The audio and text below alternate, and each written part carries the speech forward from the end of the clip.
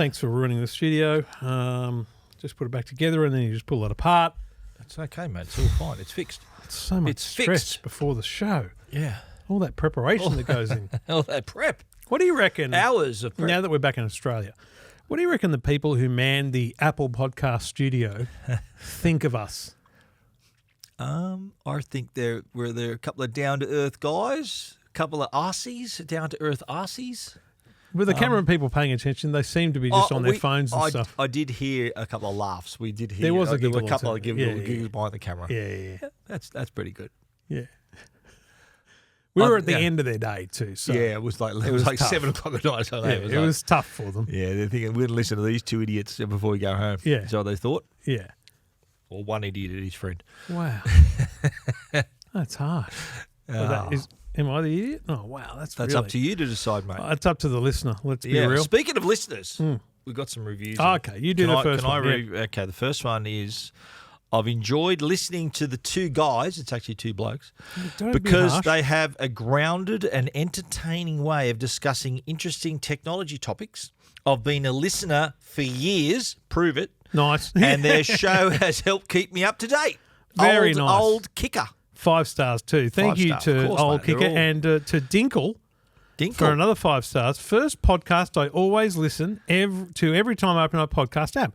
Always on top of the game with the latest technology and now EV, which are my favourite topics. Love the humour and personal stories in the private show. Keep it up, fellas. Keep it up. No problems keeping it up, mate. All good. Wow. We're keeping it up every week for you. J Higgs 223, a great podcast by a well-researched team, in inverted commas. Love your work.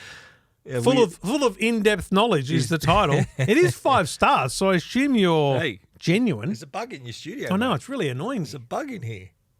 What is that? Do you reckon that could be nanotechnology? Oh, you're not talking about you. No, there's an actual bug flying around in here. Weren't you waving? What was that you were waving away before? I did wave at it a few times. Okay. It's just one of our big fans. Yeah. Well, speaking of fans, do we get the fan or blow it away? Yeah, it is circling you pretty heavy. It's circling me, yeah. Yeah, it's gone over there now. Anyway, if you're watching the video feed, enjoy spotting the bug. Yeah. It looks like Where's my chopsticks? I do a Karate There Kid. It is something over there. Give me a Karate Kid chopstick. Mate, you couldn't chopstick that with two. You couldn't grab it with 2 fingers. I've got very good reflexes. Mate, I am now desperate for this thing to come back. You wouldn't have chopsticks anyway, would you? No, I'm saying with your fingers, just with your fingers. If it's near me, I will snatch it out. No, you can't clench it. I'm saying with your fingers. No, like chopsticks. Grab it. That's harder if you're grabbing it. No, it's more surface area. If it comes near me and you see that, it's like lightning speed, like Muhammad Ali speed, you'll see, wow, he's caught it. Float like a butterfly, sting like a bee. Just bang, just catch it. Float like a fruit fly or whatever it is. And do you have good reflexes or not? Or would you know that? Or how would I know that? Yeah. Well, I've found that like I've sometimes dropped things and caught it before it hit the ground. I swear. I've done that a couple of times. I'm not sure that's good reflexes. That's good.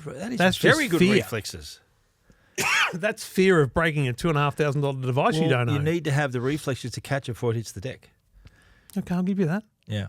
Okay, have you ever had a reflex I think test? I've got good reflexes then. Okay. All right.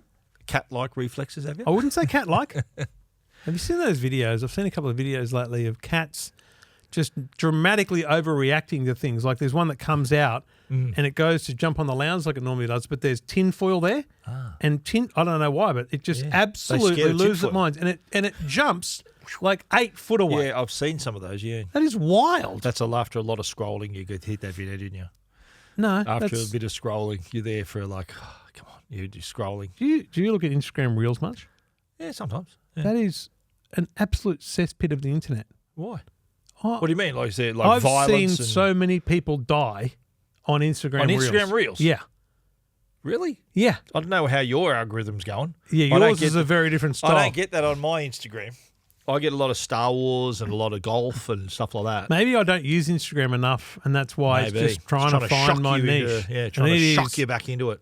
Wow. What about, do you get that same stuff on, what's your TikTok algorithm like? Pretty normal. If you don't mind me asking. Random lawn mowing, stuff, gadgets, a lot of tech. It's pretty spot on for me. Some interesting looking people. I get Star Wars a lot. I get golf a lot. Golf. I get movies a lot. Yeah. It's worked me out. I get a lot of those ones where you go, oh, she's attractive. She's doing this to get clicks on something else. And I've noticed a new trend, and I love it. But it's in the comments. Yeah. And it is on TikTok. Yeah. Oh, and Instagram.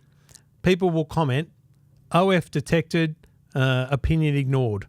So it's basically, we've detected that you're doing this for OnlyFans, so nick off. Yeah, right, okay. Like so much of that stuff is, someone talking to the camera going, I can't believe, and it's like, listen, you're only doing that with that camera angle. Yeah. We all know why you're doing it. Well, you know what?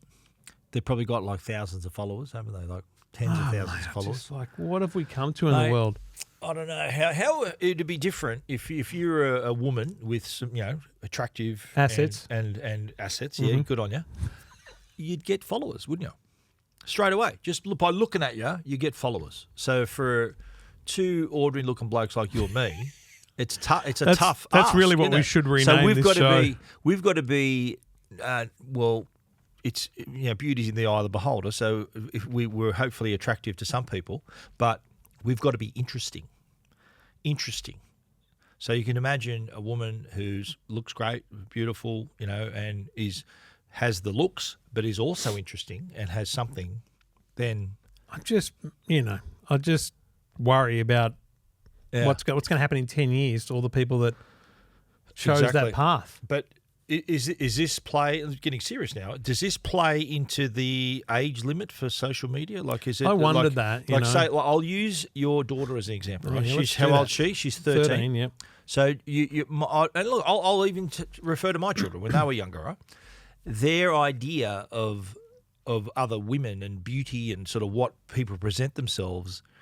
In some people, I'm not saying this is an issue with your daughter, right? In some people, that would show it'd surface some insecurity, mate. That's about themselves, and they were talking about the whole your whole social behaviour, even like suicide rates being higher. The influence of social media is strong, but here's why I think it's pre-show's become the actual show. Here's why I think it just the ban doesn't come into it. It still comes back to parenting, because as a parent, at some point, you've got to have a really weird and awkward conversation with your sons about what they're going to see on the internet and how that's not real life. Yeah. The way people behave and act on the internet with regards to pornography is not the real world. Yeah. Good luck if it entertains you, but don't be trying to put that on. So you're talking about chicken and corn, is that what you're talking about? But that's not real on social media. That's just on the internet. But what I'm saying is it's the same with social media. Yeah. You've got to have a conversation to say people are only presenting the best of themselves. Yeah, true. They are double recording. They're waiting until they get the best shot. Yeah. There's a bit of photo adjustment going on. What filters are they using? Just let's remember that it's not all real. And that's the same for us as well. It's not like it's like you're watching a movie. Just it's not all of it's real. Yeah, you wouldn't be delighted if I just posted random photos of you on trips that we're doing onto the internet, just like I'd be filthy if you did it to me. So without your permission, you mean? Yeah, just snapping photos of you. I'm like, mate, I didn't really want someone to know that I was walking around with that on or whatever, Yeah, I understand. Just the way it is. Yep. Social media. I've got a good photo of you from Apple Park that I could show, actually. I'll keep that up my sleeve, that one. No, bring it out. I don't care. Whatever. Can I do it right now? Bring it up now. Can I do it right now? I don't mind. I don't want you to share it on the internet. No, well, this is the internet. But is this the internet? So should I prepare what I'm going to show here? Well, while you find it, I'll set the scene. We're doing our normal golf buggy abduction. We're being taken somewhere on Apple Park. And, we take photos and we thought we should take a selfie here. Yeah. So Stephen takes a selfie and then I realised... Selfie. There's the selfie. Yeah, there's the selfie. The two of us, right? Very good. This is not the zoomed in version. That's right. Yep. Selfie on the back of a golf cart at Apple Park, right? We're going to a briefing. And then Trevor goes, I didn't have my tooth in.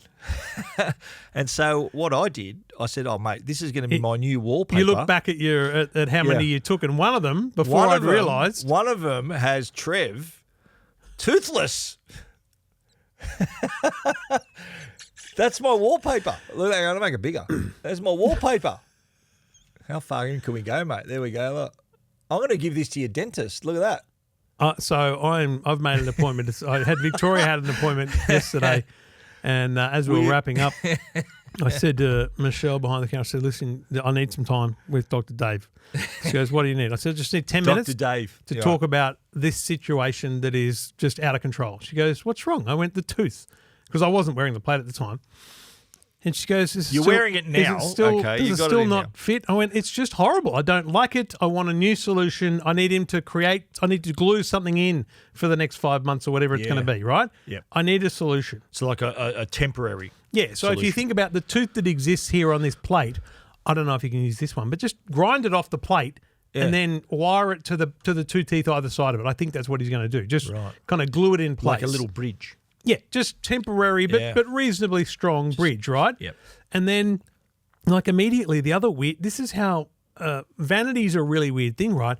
I've now seen so many photos of me, or looked back at clips of me on TV where I'm, talking and smiling, and I go, "Oh, that new tooth looks really good," because the other one is so small. Yeah. Because they were my baby teeth. Trev's little baby teeth. So now I'm like, I need to get urgently, not in 6 months, we need to start talking about how to fix this one so it looks as big as the other ones. Yeah. Because I've started to notice how little the other tooth is. Yep. So I've got this whole vanity. Oh my God. I'm sitting now, I have meetings with people and they're like, you can tell for the first 5 minutes, they're like, "What's happened to your tooth?" But they don't want to say anything. So you're not on TV, you don't wear it. You're not on podcasts. 100%. If I'm not being filmed, I'm not wearing it. Here you are today. I am not wearing it. Right. It's too But would awkward. you I hate seeing that it. I've shown that photo, would you take it out or not? You wouldn't? No. Just for this show, you wouldn't do it? No. No? Okay. Your choice. But it's I heard you explaining it to a few people on the last couple of trips. Yeah, you have to. They'll say, "What happened to you?" I would have come up with a story, mate. I said, "I got in this fight and, it was 8 blokes trying to bash me." And that's what I would have done. One of them got to me, I would have obviously. embellished it. Yeah, one of them got a lucky Should have shot seen in. the other bloke, though. Is that the kind of thing? Yeah. No. I would have had a bit of fun with it. Yeah, I hear that, but too late. Yeah, okay. Well, the dental adventures of Trevor Long, it's part of this show. Such a great part of it. Yeah. You're all just keen for it to disappear and just become normal again. Yeah. All right, let's do this. Welcome to Two Blokes Talking Tech Not a bad price. with Trevor Long from EFTM.com Really handy device. and Stephen Fennick from techguide.com.au. Lovely to have you company. Episode 638, Two Blokes Talking Tech, celebrating so many years. I've changed your set. Have you noticed? I noticed the 10 years. I put the of 10-year 2 thing blokes, there. I was sitting over there on another shelf. I thought, we'll bring that back. It's now 13. I know, but that was a nice thing that the boys made It was for on a a cake. cake. Yeah, the roadcaster cake. It was a cake. The OG roadcaster. The first roadcaster, yeah. Anyway, we do it all thanks to the great people at Netgear and Arlo. We will tell you about them shortly. Stephen, I remember vividly being in Seattle when Microsoft announced Copilot PCs, and one of the features was recall. And the idea was not like Apple Time Machine where you go back in time and restore things, but just you've seen something, you did something, you looked at something on your computer, and you need to remember what it was or find that link or whatever. It's a way of the computer going, I can help you find that. Yeah. I can just search for a red car and it'll show me that time I looked at a text message or an email or whatever on my computer with a red car in it, and then I might be able to go back to that website. Basically, it gives your computer, your Copilot Plus PC, a photographic memory. Yeah. And it is that. It is screenshots and for it to reference the time. It's like a continual screen recording. I had so many questions about how much space it takes up, but the early feedback was it's a really cool idea, but then very quickly there was an escalation to, wait, what about when I'm typing a password? Yeah. Is it storing my passwords? And then it was like, so we're gonna change some features of it so that it doesn't do all the things. And your news this week is it's gone. It's been pulled from I wrote this story the day of launch, which was earlier this week. So when the Copilot Plus PCs went on sale. So the main, would you call it the main AI feature they announced? And what was the other? What was the drawing stuff? Is probably the only other big stuff. This was like the rest of it was really just Copilot. This stuff, was top line. This was top line feature. They have removed it from this release, and they've moved it across to the Windows Insider program because after it was announced, there was a bit of noise around it about security and privacy concerns, and the PC community found that the screenshots were being stored locally, but in an unencrypted database. Right. So someone called it a hacker's dream come true. Imagine you being able, like you mentioned passwords, imagine a screenshot of a password, you see Commonwealth Bank, whatever bank you're in, you've got password like hello. Well, even though in a password field there's like the dots or the stars, right? Normally, as you type, you see that letter, then it becomes a star. Then you see the next letter. So if you look at enough screenshots in a row, you'll see the password. So that was the concern. And so in reaction to this, Microsoft has pulled recall. They've recalled recall. And they've made it part of the Windows Insider program, which is basically like relegating it to back to being a beta, Yes. like beta software again. Yes, it's And an opt-in kind of thing. And this is now going to be addressed. Like Microsoft did a blog post, so they came out and said, "Look, we made this decision because they've got a commitment for privacy and security, and they want this to be more secure, more robust experience, and that's the reason why this main feature is not part of a PC you would have bought from June 18." Yeah. And so I think it's a little bit embarrassing, I think, for Microsoft. I think so too. For them, for this feature to, I think I went to the day we got back from the US last week, I went into a briefing with Microsoft with the promise of walking out with a review unit. That's the only reason I'm going to go, because I wanted to be able to review this before the launch date. We get in there that day, and they said, "Look," I said, I asked one of the girls from their PR firm to say, "Look, what are we going to get? Are we going to get a laptop? Are we going to get the Surface Pro?" They go, "There's been a delay," and they explained the whole recall issue. And the guy, I think Dan, I can't remember his second name, from Microsoft was there, and he explained that it was being put into the Insider program. And I was sort of asking myself, well, why? Is it not ready? And he said, "Look, it's a Windows Insider program. It's going to be there's going to be people working on it, and then it'll be released then opt-in later on." And so as a result of that has delayed the release for us to get our review units, you too, but hasn't delayed, as far as I know, they're still on sale. They went on sale yesterday. Yeah.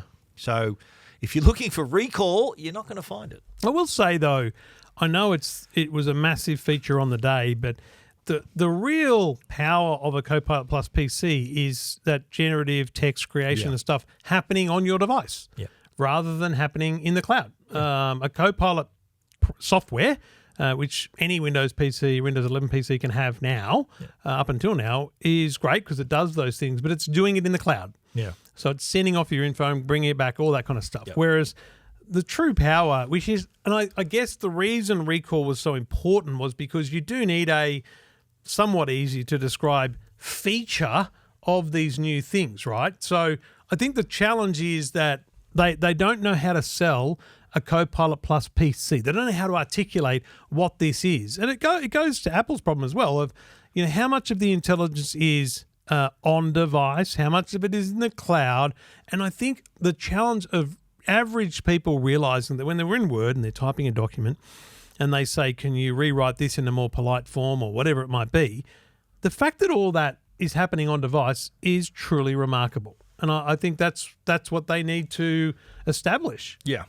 I think, I agree 100%. And I think that the decision here, I think they made the right call. Because imagine if this had been released as part of it and then all this drama started, that would have been even worse. So it's like before it got too late, they were able to sort of say, "Righto, we're gonna hang on to this for a little longer." Yeah. And then go from there. But it has put a little bit of a dent into the launch. It's sort of taken a bit of the gleam off the launch. And even I was watching a panel of Apple of executives like Craig Federighi, Greg Joswiak, and this was referred. They brought this up. They were kind of laughing at Microsoft to say, of course, that someone mentioned it, goes, "Yeah, well, that's our competitor." Of course, I'm looking at that and thinking, well, I'm celebrating their failures, basically. And again, that highlights where Apple's at with all this stuff, which is secure, private, encrypted, on device. Whereas it's funny how it kind of goes to that control as well of software versus device that Microsoft has. You've talked about a lot how they were doing this. Everyone knew it was a collaborative thing, and everyone's working together on this. But if they can't establish a simple process for anything that you're storing from a user must be secure and encrypted. Basically, the thing that Apple, I think we probably talked about it a lot last week, was Apple has the advantage that they haven't just started talking about privacy. They've been doing it for of course, a long time. Just they haven't just started talking about AI Yeah. either. Yeah. So they put that first. I do feel genuinely, and there's a little bit of Kool-Aid, but I do think genuinely that Apple, when they think of a feature, they get a whiteboard and they go, well, how do we make sure that it's private for the user? How do we make sure that we don't know much about what they're doing? It's got to pass their standard. It's got to get through all of those. It's got to be up to their standard of security and privacy. I'll tell you right now, though, I'd join the Windows Insider program. Yeah. Because I don't have a problem with it. You would. Yeah. Not at all. No. Well, look, the chances of someone hacking your computer and finding that on your computer is low, but it's possible. Yeah. And that's, you want zero possibility, not 5% possibility. You know what I mean? It's something that zero is a very hard thing to guarantee at any point, right? Of course. But I think compared to, like we just mentioned, how staunch Apple is on their privacy, and it's privacy or nothing, basically their approach. Microsoft needs to have that kind of. They haven't really. Yeah, they've been all about privacy and security and everything. Have you caught the bug? No. But I think that they're not quite to the level, of, like the fanatical level of Apple in their terms of their privacy. I don't think it harms them in the long run.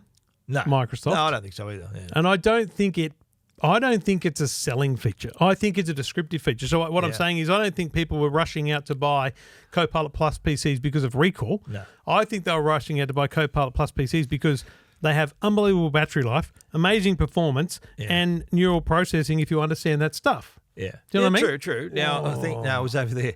But I still think it is a little, it'd be like Apple, right? You know, what's a great feature they launch? It'd be like them releasing maths notes, right? They're one of the key featers, and then having to pull it because it wasn't secure. There's some back end of it that they think, oh, we didn't tie that up. Yeah, okay. That's a little bit embarrassing. Yeah. It is also still fascinating. Keen to see a Copilot Plus PC. In terms of a product launch, and again, inside baseball, but it's fascinating that Microsoft Copilot Plus PCs went on sale yesterday at the time of recording. Yeah. And we don't have one yet. Yeah. Like I've talked to this multiple is one of the reasons vendors. why. This is why. Yeah, but is it because they're not? It's not like they're opening them up and re-adding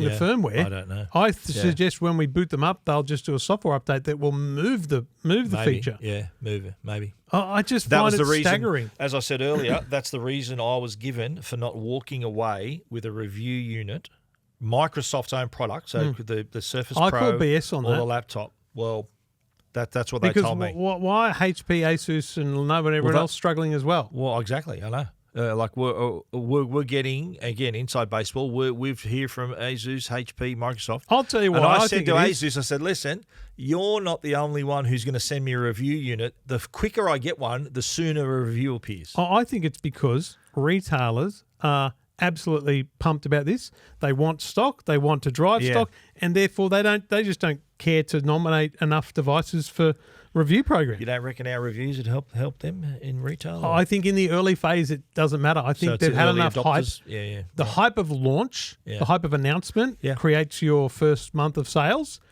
The reviews help in the medium to long term of generating people towards. See, what a review is going to do is convince someone that they should consider Copilot Plus over regular PC. Yeah. It really decimates the regular PC if battery life and performance are critical to you. It really does. Yeah. And that's every angle. Like that's school, uni, everywhere. But eventually, they're going to all be Copilot. But that's plus a long PCs, way off. Like that's years away. And to sort of bring Apple back into it again, and everyone's saying, well, remember when Apple announced Apple Intelligence is only going to work on the iPhone 15 Pro, 15 Pro Max, and the M series products.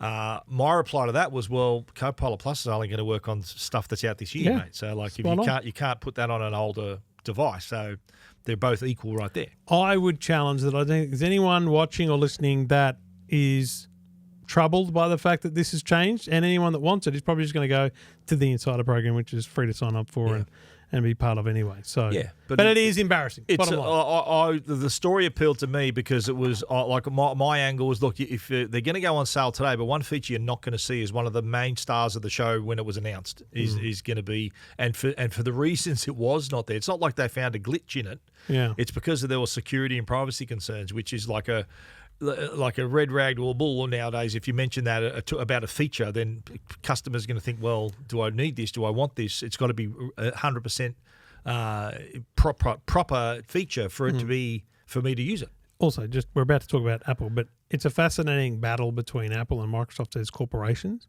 Yeah. Microsoft has a $3.32 trillion valuation. Apple, because of the AI boost, is now at 3.29. So there's this. Yeah. Over the last week, I've looked at it. It's gone like this. Yeah. They're just battling away to be both the biggest giant. Doing very well. Doing very well. Yeah. Two Blokes Talking Tech. This is Two Blokes Talking Tech.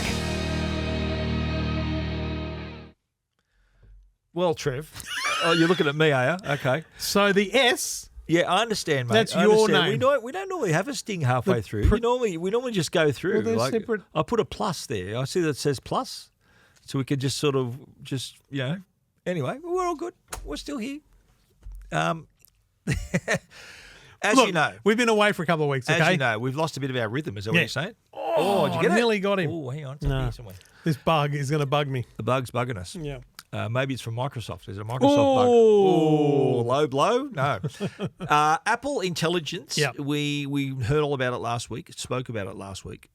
Now, the issue, is it an issue? The interesting fact is that, and I think this was brought up in a briefing that you attended, was that Apple Intelligence would be available only in US English. That's right. Now, does that mean that us people in Australia, customers in Australia, are going to get it at the same time as the rest of the world? I think that. So that was my big takeaway: was if your phone isn't set to US English, which Australians would not normally be, then you're not going to get Apple Intelligence at launch. Now, the other part about that though is, what is at launch? Because if you watch the keynote back, they talk about how Apple Intelligence will roll out, features will come over the next 12 months, right? Yeah. This is a medium-term iOS update. It's not iOS 18 comes out and there's a bunch of interesting things about it, and it looks Siri different. And there's well, no, even just normal iOS changes, right? Yeah. And it might be the bolding of messages, adapt your home screen, the moving of icons, which is pretty cool, I'll be honest. And then the control center, stuff like that is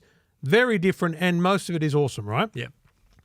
Siri, if you have the iOS developer beta now, Siri's not even changed. Looks exactly the same. The icons, the flashing lights, all the same. Yep. What I think will happen with launch, the public launch, I'm not talking about public beta, I'm talking public launch in October, September, is Siri will look different. Yep.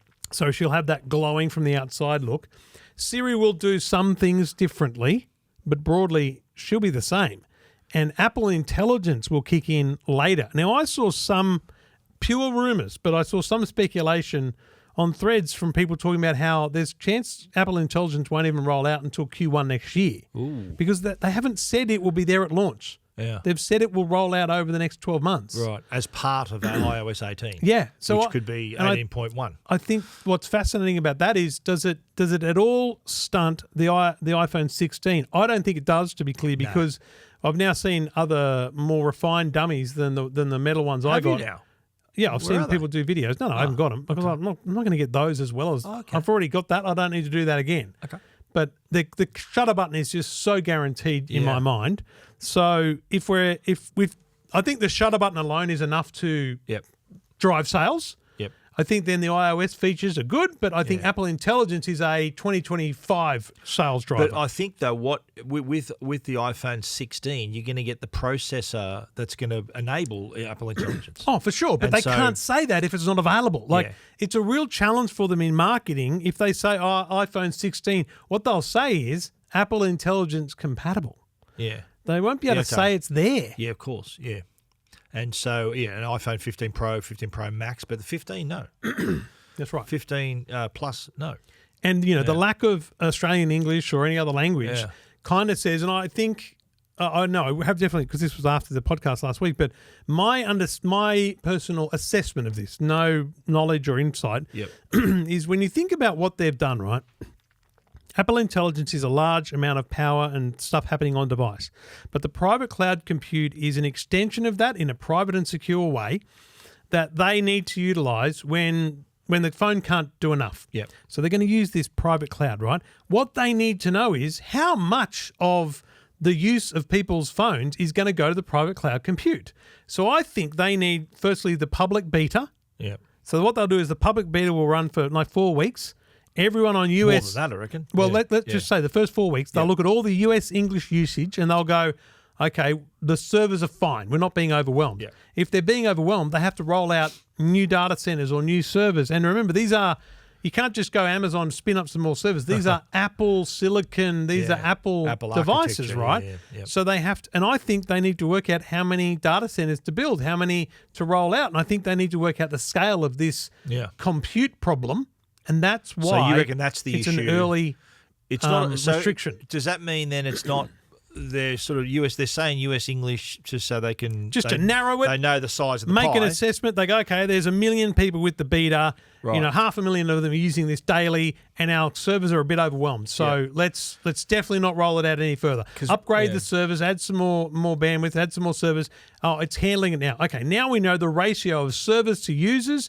Let's build some servers in Singapore and open up to Asia and Australia. Do you know what I mean? You have to roll out. Being referred to as US English is mainly for US customers. Yes. It's not because it's not going to understand our accents or anything. No, I think it's purely to... It's for US customers. Think about how when Instagram, Facebook, so many apps get updated, they happen slowly. It happens in groups. Yes. You push something out to staggered, 10% of the user base, see how it works, then another 10%. Yep. That's just so it's smart like rollout. It's like Vision Pro. It rolls out first in American markets and then other markets. Because they needed to work out how because imagine they did have some quirks with the retail. No, I don't think it's a supply thing. I think it's how do we train people to sell this? How do we train people to demonstrate this? Yeah. How many of these things do we need? How many lounges do we need? How many people come into store? Yeah. And now they've got all that data. They can go, right, we need this much space in every store. We need this many. Do you know what I mean? It's about learning what you need to do globally. And they're not going to just go large, go wide on every country because would have been. So the US market was the test bed, basically. That's right. So first, and so you're saying with Apple Intelligence, same deal. Same thing. Right. Because imagine with Apple, with Vision Pro, imagine there was a quirk in the software because when you're doing the demo in store, you would have seen this. The person demoing you they have control of the Vision Pro through an iPad. They can actually they can see what you're seeing. They can also control it. They can actually touch icons and things. Oh, okay. Yes. Okay. And I noticed that in my demo. I went, hang on, I didn't click that. Well, I think he moved ahead in the demo for me. Oh. So imagine there was a thing where after 12 of those in a day, it needed rebooting, and they didn't know that. Yeah. And around the world, this was happening. It'd be stacks on from the media, right? Yeah, right. So you do it gradually, you do it slowly. America's a big place to test something. They've done it, they've tested it, and now they roll out. I reckon it's the same with Apple Intelligence. And I think the fear is that too many people think Apple Intelligence is coming this September. I'm not sure it is. So what are you saying? It could possibility of being like you were saying next year. I think Q1, it's possible. Q2. Worst case scenario, I think the US don't get it until Q1 next year, and we don't get it until Q2 or 3. Wow. Because that's... there's a chance that at Dub next year, they announce iOS 19, and at the same time they say, and today, iOS 18.6 is rolling out globally. Yeah. Everyone gets Apple Intelligence. You reckon it's going to take that long to roll out for you? Why didn't Microsoft do that? With Copilot Plus, because it's all on the device. Yeah. There's no cloud involved. Okay. But isn't Apple's going to be on device too, though? Mostly on device? No, it's on device, and then it uses the private cloud as an extension. So you're saying Microsoft will never go to the cloud with Copilot Plus PC? No. I'm saying they already know what Copilot usage of the cloud is. Plus, the cloud they're using is not dissimilar to an existing cloud, so they're just scaling up an existing cloud. Whereas Apple has created a new architecture of cloud, personal secure, that is being leveraged by iPhones, and they need to work out how it's going to be handled. The message here is it doesn't happen overnight. It doesn't happen overnight. Time.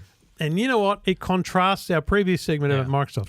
You know what? I think Apple's quite happy to make people wait. Yeah. To suggest that it's done right. The same panel that I watched with what's the guy's name is John Gruber, I think his name is, and he had Craig Federighi, Greg Joswiak, and a couple other guys. And one thing he mentioned, and I agree with it, and they did too. They said he mentioned something called Apple Patience. How they're patient. They're a very patient company. They don't rush in.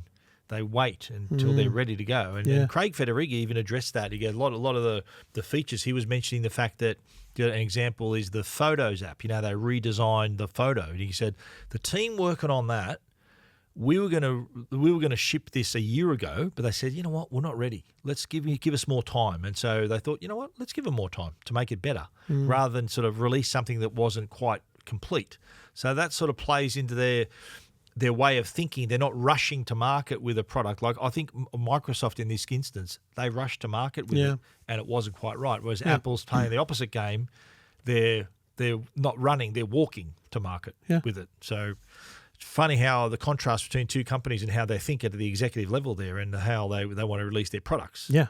Well, I mean, it goes to the whole, at their core, privacy is critical. Yep. So they don't want just to see the cloud used. They want to build something that has that privacy principle at its core. And that's what they're doing. Yeah, that's good. It's a huge undertaking. Like, imagine the money they're spending on creating this concept and leveraging AI right now. Yeah. It's wild. Yeah. I think what are they worth? How many $1 trillion they're worth? I think they can manage it.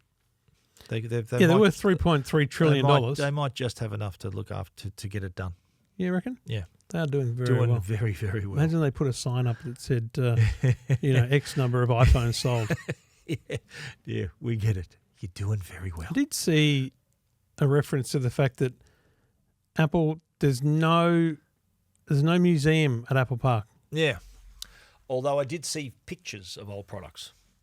Oh, yeah. Not a museum of old products. But there's no of old products. Because they're looking forward, not back. Yeah, I heard that. And Tim Cook said that in an interview. I think so. Yeah, with Marquez Brownlee. That was it. Yeah, I watched that. It was the like same room we were in, mate. Yeah, it was like. I sat in Tim's chair. That was the chair I sat in. You sat in Marquez's chair. It's a fascinating kind of philosophy, though, don't you think? To say we don't need to look backwards; we only look forward. There's no rear view mirrors on Apple cars. There's only a windscreen to look forward. Is that? There's no Apple car. Yeah. You know what I mean. If they built an Apple car, wouldn't have a rear view mirror. We're only looking forward. So watch out. You need probably a good dash cam if that's the case. I think you need legally to have some sort of rearward-facing mirror of some sort. No, but I do get the and that goes back to Steve Jobs. That goes back to him, where like they very rarely celebrate anniversaries. Yeah, like rarely. Like when Steve Jobs 10 years or whatever it was, they're very strong on that. Yeah. Not bad, but they're not going to say it's 40 years since the Mac. Maybe I don't know because it is 40 years. No, they do because this year. Yeah. They definitely do. Okay. The 40-year the pins. Yeah. Okay. There you go. But I don't think that's just a pin. They're not going to put it across their website or do any kind of announcement. It's just acknowledged, not celebrated, and they prefer to be promoting their current products than the older stuff. Than talking about old stuff. So you've still got all those products anywhere somewhere, haven't you? All those old things somewhere downstairs. You could have an Apple museum. No, I don't have a lot of Apple stuff. I watched a YouTube video. There was a guy who has every Mac ever released. Every Mac. And including the original packaging of everything. That's wild. Yeah, he's got a storage locker. And he's not married. Yeah, I don't think so.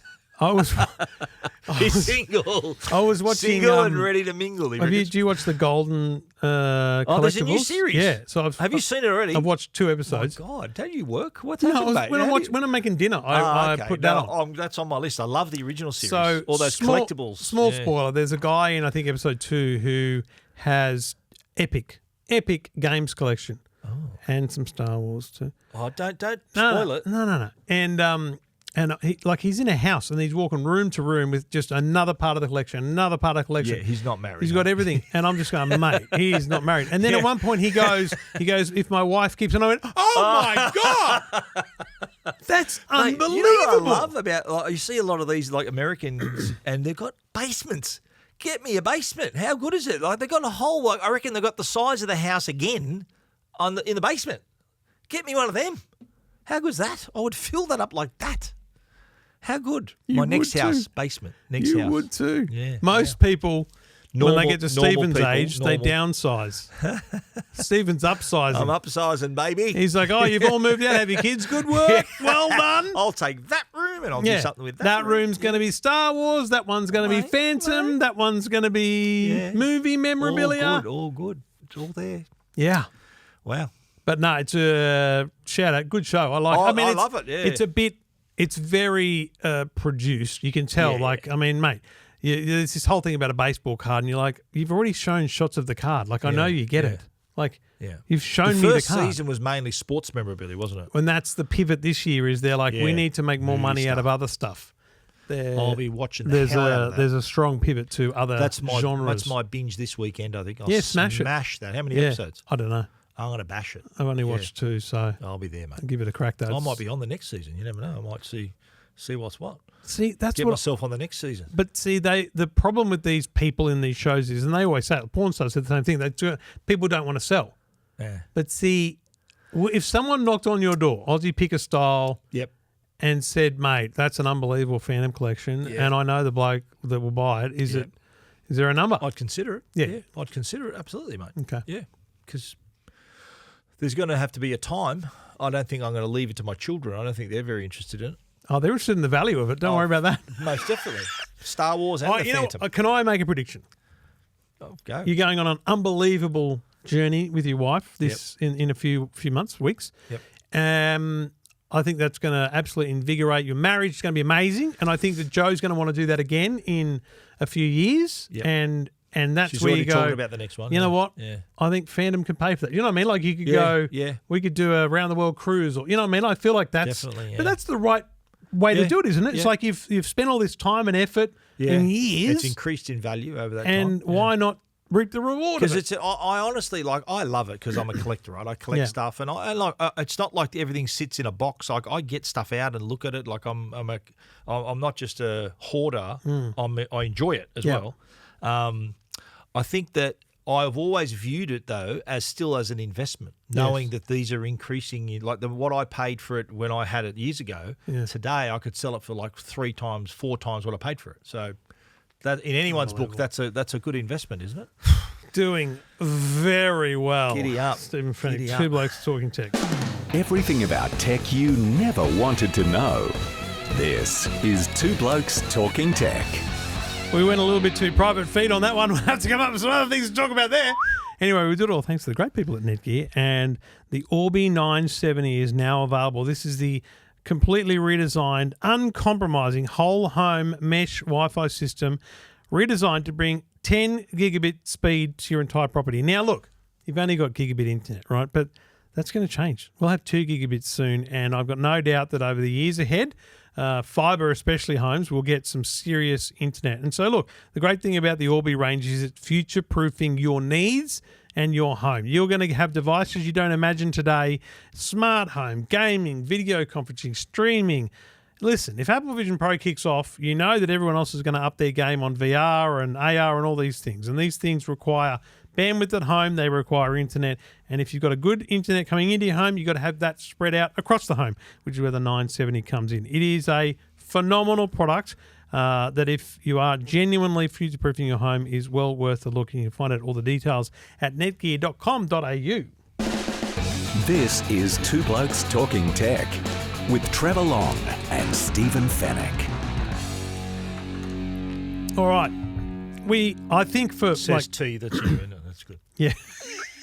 For some months now, I could probably trace back, though I think I was an Android at the time, when Stig first said to me, there's rumours. He must read more websites than I do. Like, honestly, he sends me stuff. Yeah. The rumours of Samsung's next unpack, because obviously our regular and most reliable listeners know the score. CES in January, Mobile World Congress in February, IFA in September, Apple in September, Apple in June, Samsung in January, February, and then in August, July, and August, in between. There's times of the year, so we all know there's going to be another unpacked. I call them the tent poles. They're the tent poles events that we know is on every year. So we know there's going to be another unpacked, and we know that it's going to be the Fold event, the Z event, right? Instead of the S series, this is the Z series, folds, flips, those kind of things. Yep. And in January, they teased the Galaxy Ring.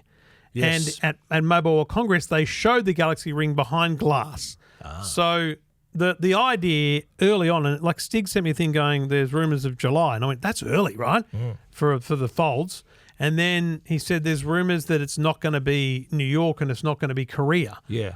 They're the two places in the last 2 years where we've gone. That's right. We went to New York a lot. Yes. And then suddenly we went to Korea. And I'm like, that was interesting, but please don't go there again. And then it all started to come together that this was the perfect storm because Samsung is an Olympic sponsor. Yes. The Olympic logo is rings.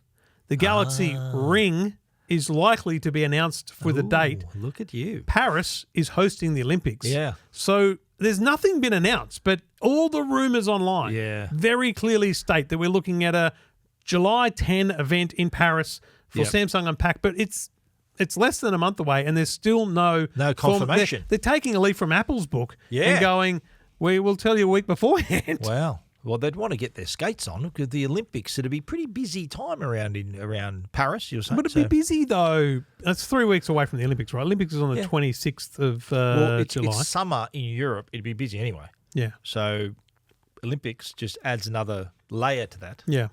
So nice exotic location. So you're saying Olympic rings, so they're going to launch the ring. Galaxy but also, what ring. about the phones? Well, the phones, yeah. But How I'd imagine it to be, right? They do this massive launch in Paris, the Olympic city. Mm-hmm.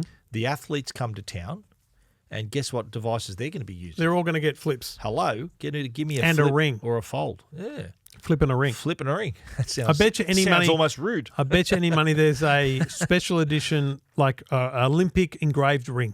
Oh, Do you know what I mean? wow. Like, imagine it could be engraved and it had the Olympic logo, or just etched. Yeah. They had the Olympic logo on it. That would be an addition. Like, that'd Available be pretty in cool. different colours, country colours, green and No, gold. it'd just be Just a I generic. know there are 3 colours of the ring, Yeah. so maybe they only give them to medalists. Oh, controversial. Right. But Samsung do provide all athletes with a phone every year. Yeah. So you can imagine they're going to get a flip. I would imagine they'll give them the ring as well. Can I give you a little pop quiz, mate? Yeah, go. About the Olympic rings. Mm-hmm. Do you know the colours of the Olympic rings? I mean, yellow, What colours are red, they? Hang on, green, I need to Google this first of all. blue, and black. They're all primary colours, I understand. So let me get them up here. Yellow, red, blue. I reckon green and black. Say again. Yellow, red, green, blue, and black. Yellow. Yeah. Green. Yeah. Black. Yeah. Red. Yeah. Blue. Nailed it. Yeah. There you go. Former executive producer for sport and special events. So it's produced the several primary Olympic colours games. Yep. and black. And do you know why? Now, green's not a primary colour. Okay, well, your not RGB. It's anyway popular colours. The reason why those colours are there Why? is because at least one of those colours Is in every flag? in the world. Nice. There you go. Yeah. Nice. You're mentioning rings. I thought I'd just spice things up well with done. some trivia. Harry, we were watching the news last night, and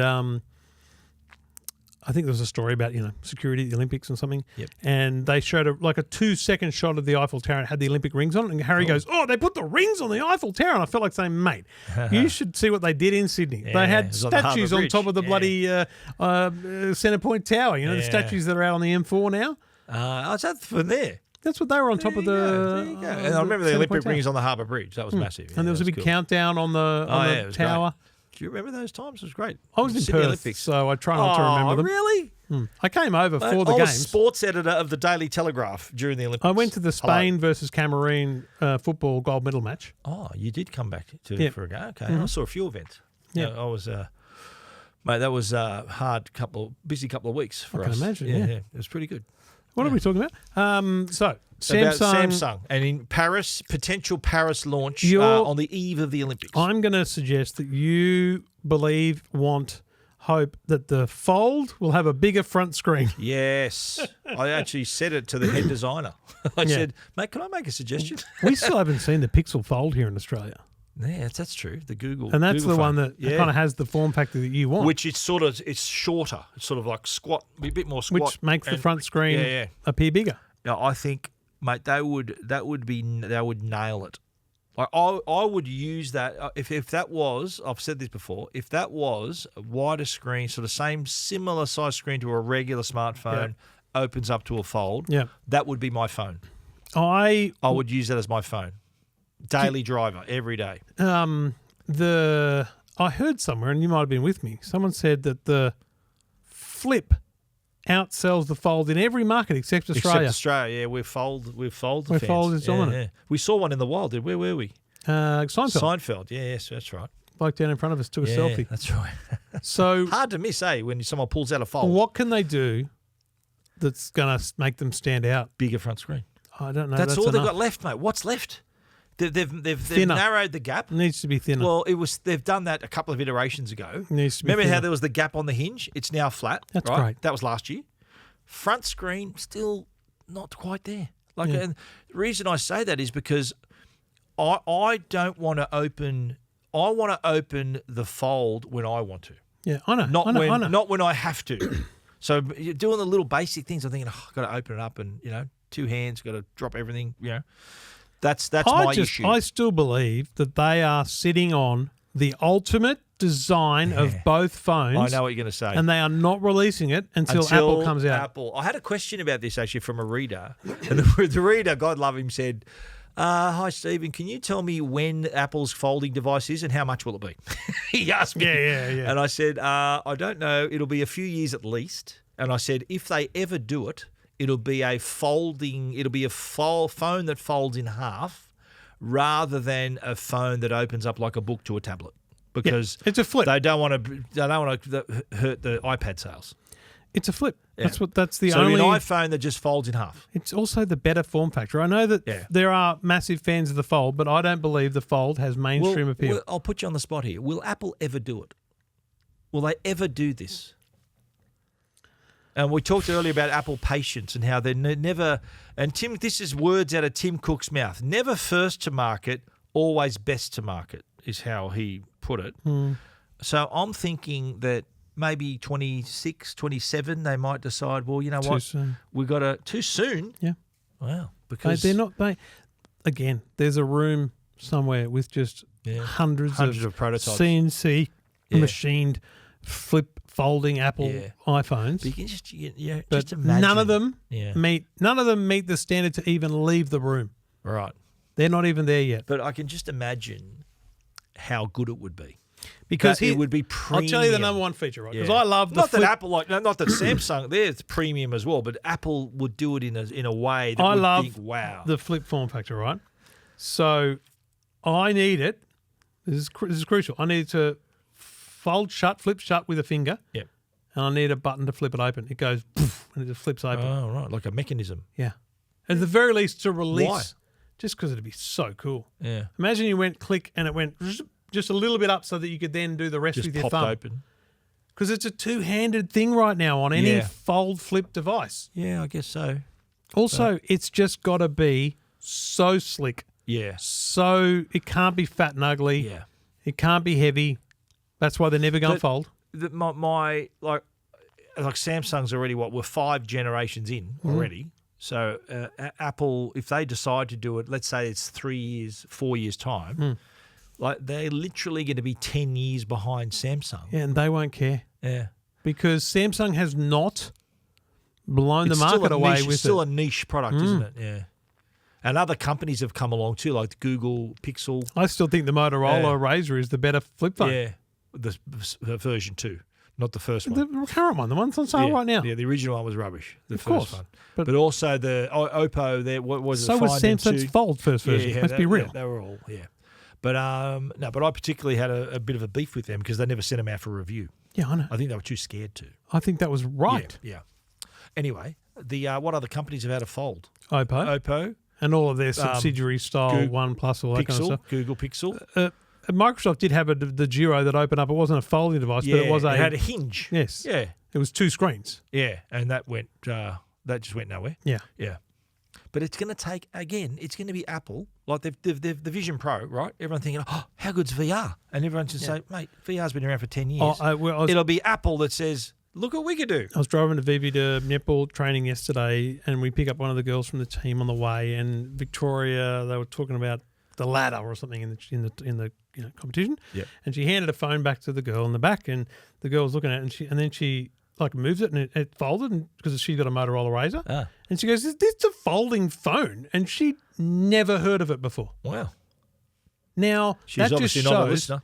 No, but doesn't that just show how obviously a 13-year-old girl is not in the market for a new phone. They're getting hand-me-downs from their parents and stuff, right? Yeah. But it just shows, mate, there's a whole generation that are ready to discover something new. For sure. And that's why when Apple do it, it's going to be a game changer. I know. And wireless charging. Yeah. 5G, Yeah. Like you name it. 5G is real. It gets real. Yeah.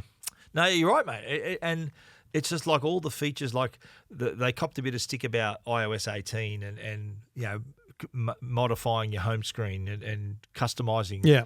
And like there'd be Android people shouting at the TV or shouting at their computer, thinking, "What are you? Hell? This is old." I think someone put up a post that said every new iOS 18 feature has already been on Android. Yeah, or a lot of those, including a password app. Yeah. I just haven't had time to do it. I was going to make a little, comparison. No, taking the mickey going, wow, you've got to see these amazing things we've never seen before. But I thought I couldn't be bothered. Because Craig Federighi in that panel, you should watch it. He sort of makes fun of him a little bit. He goes, yeah, well, we didn't want to rush it to market. We had a few engineers who were born in this 18-year period that we wanted them to mature enough to appreciate it. He's good talent, Craig Federighi. He is. Yeah. He's very good talent. Yeah. All right, Two Blokes Talking Tech. Let us know what you think. Hit us up on social media. Check out Stephen at techguide.com.au or EFTM.com. What's happening in the next few months? We will be there. Don't worry about that. This is Two Blokes Talking Tech. Two Blokes Talking Tech is proudly supported by Arlo. And if you're in the mood for some wireless security cameras, then Arlo has a 40% off end of financial year sale. Still time to get in. It's getting close to that year. Have you got any EOFI sales or anything you can hit up?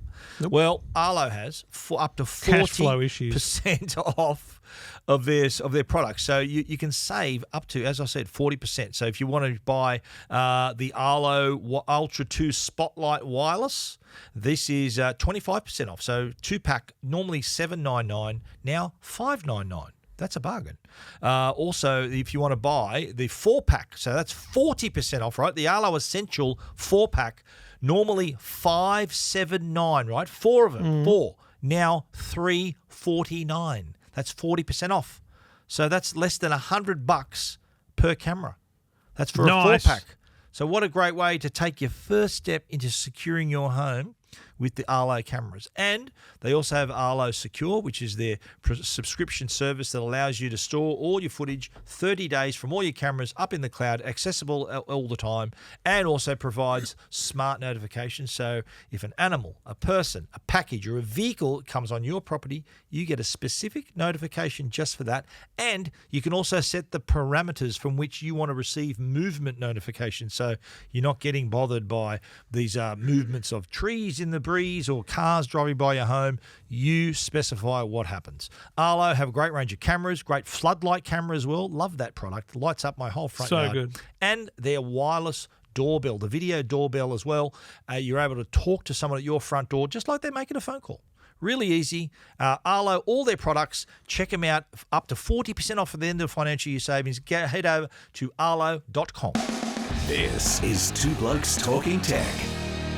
All right, Telstra doing very well. They're shutting down their 3G network, but they're giving out free phones. Yeah, 12,000 of them. Don't get too excited though, folks. They've already decided who's getting them. Yeah, and it's for they describe like disadvantaged people, yeah, financial people problems. in rural or regional areas, the elderly. Yeah. All right, that's it. Well done. Yeah, and so and apparently like they sent out a care package, so they get the device, they get instructions on how to get all this stuff on it. Yeah. Because the reason they're doing that is because once the 3G shutdown occurs, there was originally going to be the end of this month.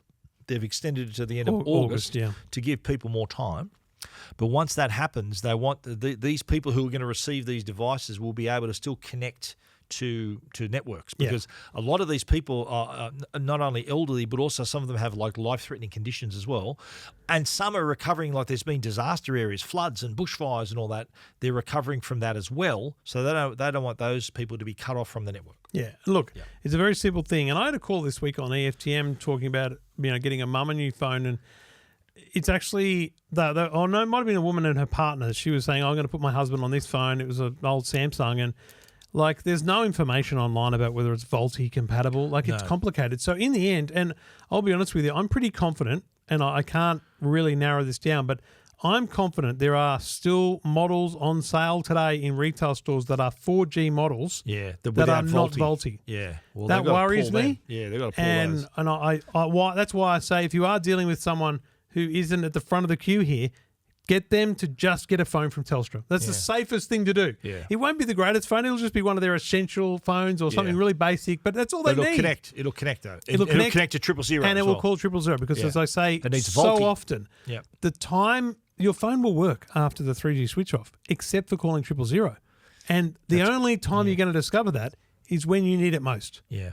And you don't want to do that. You don't want to find that out at the worst possible time. That's right.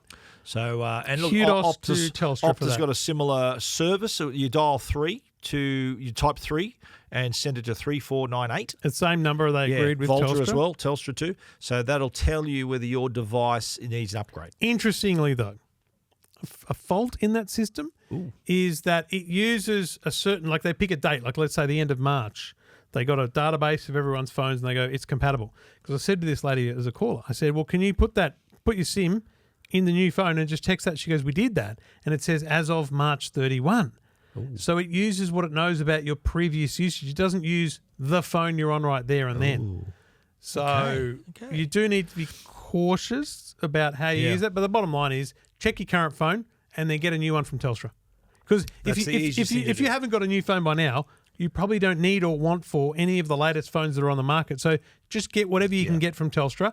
And if you have to, the most you have to pay is $100. And Optus have the same. The most you have to pay is $100. Yeah. Honestly, not that big a deal. I think Optus is end of September.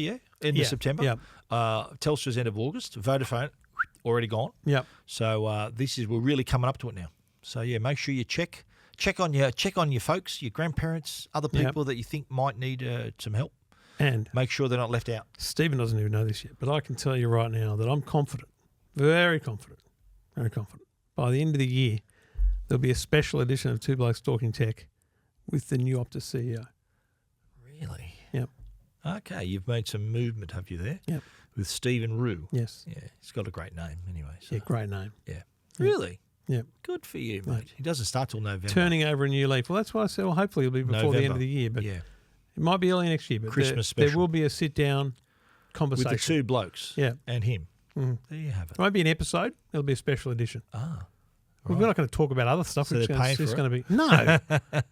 I agree, mate. That's he'd want to hit the ground running. Bury the hatchet. Yeah. Move on. Yep. And hear about what's coming. I think the people that maybe they're gone. That not on your Christmas card list are not there anymore. Is that right? Yeah, right. Including the old CEO. But yeah, you don't think I'll get a Christmas card from Kelly Bayer Rosmara? No, you don't.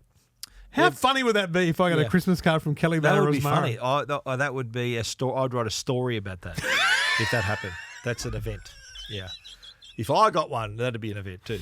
But if I could get her address, I'd send her one. She's still in Australia? Has she left? She's got kids here, so I assume they're at school, maybe. I don't know. She might be on a big holiday or something. Gardening leave. Might be in Europe or something. Probably in Europe now. I'd send her a card. Yeah, anyway. So that'd be very interesting. Well, that's good. Something to possibly look forward to. Then I'm excited about it. Good for you. I feel really comfortable that it'll happen at some point. Okay, be good. We made the offer last time, and they didn't take it. Yeah, as I said, turning over a new leaf and all that. It's good. It's a good vibe. Who, you or them? They're too. Them. Well, both you have been I don't as need well. A new leaf. Okay, your leaf is okay. I've always been open. Your old leaf is good. I've always been open to conversation and discussion with the company. Yeah, me too. Yeah. Anyway, yeah. Well, you I think there was a picture of you up in the lobby. Don't let this bloke in.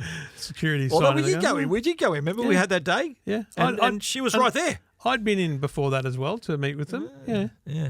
Just to try and calm things down. Every time I went there, I took a photo and I posted on Instagram saying, if you don't hear from me within an hour, call the send help.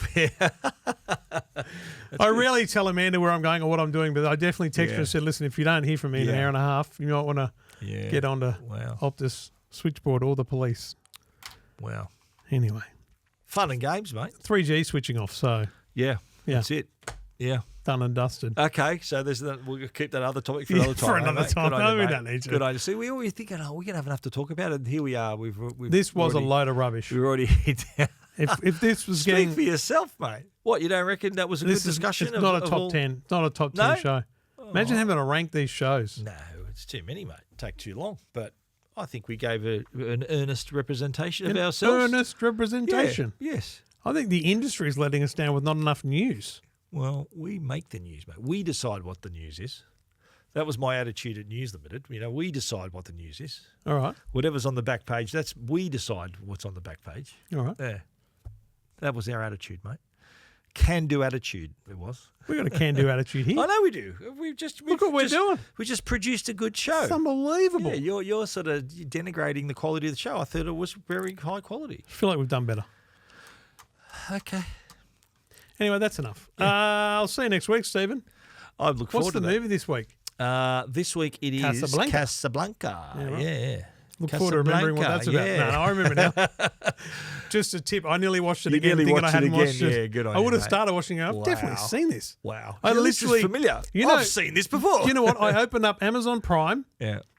And I had fetched Amazon Prime because I know it's available to rent there. Yeah. And I went to rent it, and it rejected because my credit card has expired, so I got a new everything. Yeah. And you couldn't do it on the TV, so I had to go to the computer. Luckily. I went, bugger it, I'm not going to do it right now. But then you still hadn't realised you'd seen it already. Mm-mm. How bad is your memory? Pretty bad. What's going on there? You Pretty can't bad. remember you've seen a movie like a couple of weeks ago. Yeah. That's amazing. I'm actually worried that I rented it on Amazon because I'm sure I had 2 movies to watch on the plane. I just think on this most recent trip. Yeah. And I thought I don't need to do it because we're not doing it when we get back. You watched one of them at least. No, I didn't. I watched that here. Oh, okay, nice. Yeah. Anyway, good The times. movie podcast. Check it out. The best movies you've never seen. Yeah. Yeah. That's an outstanding show if you Wonderful. love movies. And if you want to discover movies, that's what it's about. Discovering movies too. Yeah. You don't have to be a movie buff, by the way.